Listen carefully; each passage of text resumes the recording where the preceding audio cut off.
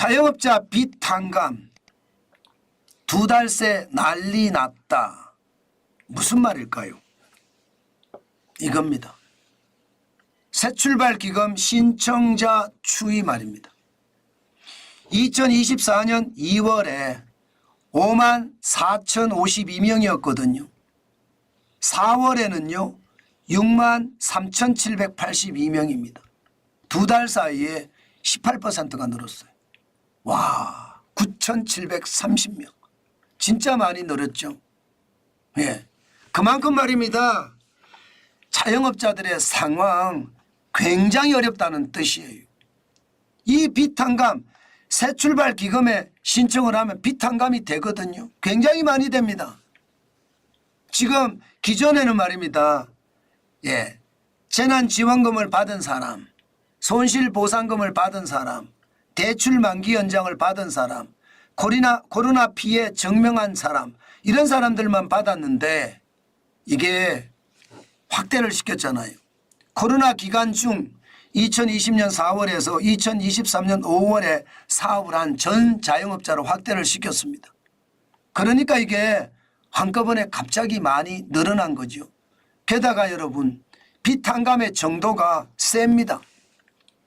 총 채무 한도가 15억 미만이어야 되고요.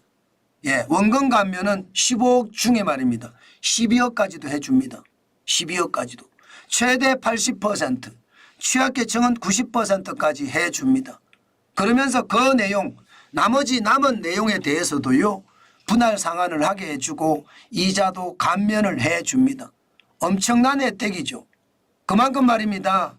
새출발 기금은 자영업자들의 빚을 탕감해 주고요.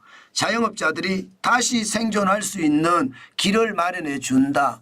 이런 얘기입니다. 총 규모는 30조 규모입니다. 그만큼 말입니다.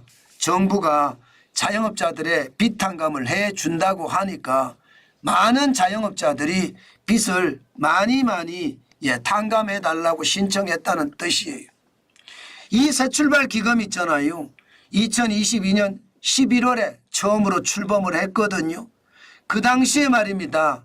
1724명이 11월 달에 신청을 했습니다. 금액도 1724억이에요. 1억씩이겠죠. 그러면서 2023년 2월에는요. 19,000명으로 늘었고요. 이게 1년이 딱 지나니까 54,052명으로 늘었고요. 그리고 4월에는 63,782명까지 늘었다는 뜻입니다. 중요한 것은요. 여기에는 허수가 있을 수도 있겠죠. 저는 그렇게 생각합니다. 뭐 자영업자들이 새출발 기금을 신청을 할 때 허수가 저는 있을 수도 있다고 생각을 합니다. 그만큼 자영업자들의 상황 사실 좋지 않았거든요. 여러분도 기억하시잖아요. 2년 1개월 동안의 통제 방역은요. 자영업자들에게 최악의 상황을 만들어냈다고 말입니다. 이게 전 세계에 유례 없는 중국만이 통제 방역을 했는데 대한민국도 똑같은 통제 방역을 했다는 자체가 결국 경제, 그것도 바닥 경제를 무너뜨렸고 자영업자의 상황을 더 열악하게 만들었다. 저는 확실하게 여러분들에게 말씀을 드렸습니다. 그런데 이들이 다시 살겠다고 새출발 기금을 신청하는 것, 저는 진짜 타당하다고 생각을 합니다. 많은 분들은 그렇게 이야기해요. 또 빚탕감이야? 그렇게 이야기하지만요. 자영업자들의 현실을 보면 빚탕감을 해주지 않으면요. 그 자영업자는 지금 극단적인 선택 외에 다른 선택의 여지가 없습니다. 그런 것을 감안을 해보면 참 안타깝습니다. 그만큼 말입니다.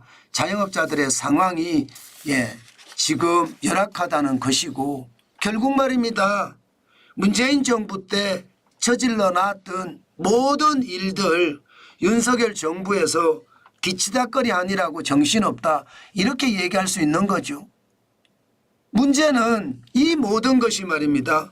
문재인 정부가 저질러온 것이 아니라 윤석열 정부가 저질른 듯한 그런 국민들의 판단이 있다는 게 문제죠. 사실은요. 이것은요. 문재인 정부의 어떤 실정이 결국 윤석열 정부에 타격을 줬다는 뜻이 참 안타깝죠.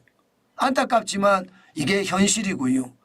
그만큼 자영업자들의 상황 줄줄이 무너졌다 이렇게 얘기해도 틀린 말이 아닙니다. 저는 윤석열 정부가 못한 게 있어요? 없지 않아요. 윤석열 정부도 2년 동안 경제개혁이라는 경자도 하지 못했습니다. 아니 기역자도 제대로 하지 못했다고 전 생각해요. 최저임금에 대한 조정이라든가 주 52시간제에 대한 합리화라든가 중대재기업처벌법의 현실화라든가 이런 것을 했어야 되는데 이거를 제대로 하지 못하고 말입니다. 예, 총선 끝나면 하겠다고.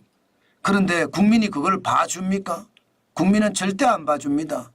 지금 윤석열 정부의 투지력, 전투력 다 떨어졌습니다.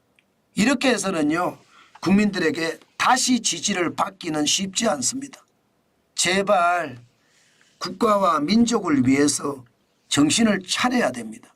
지금 자영업자들이 생존을 위해서 나 살려주세요 하고 새출발 기금을 신청하는 그 쪽팔림 저는 어마어마할 거라고 생각해요. 그런데도 그들은 가서 살려고 하잖아요.